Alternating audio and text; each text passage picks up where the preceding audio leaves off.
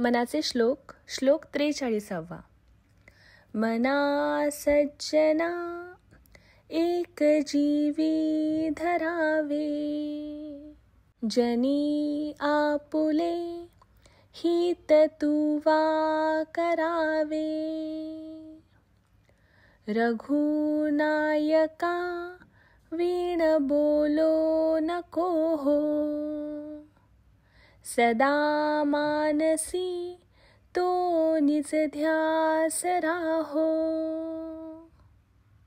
आपल्या 43व्या श्लोकात समर्थ म्हणतात, मना सज्जना एक जीवी धरावे, जनी आपुले हित तुवा करावे. याचा अर्थ खरं तर श्री समर्थ या श्लोकात मनाला बजावत आहेत की या जगात जन्माला येऊन परमार्थ साधायचा आहे व स्वतःचे कल्याण करायचे आहे, याचा तू कधीही विसर पडू देऊ नकोस.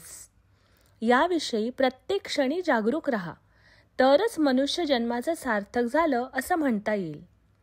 रघुनायकावीन बोलो नको हो, सदा मानसी तो निजध्यास राहो.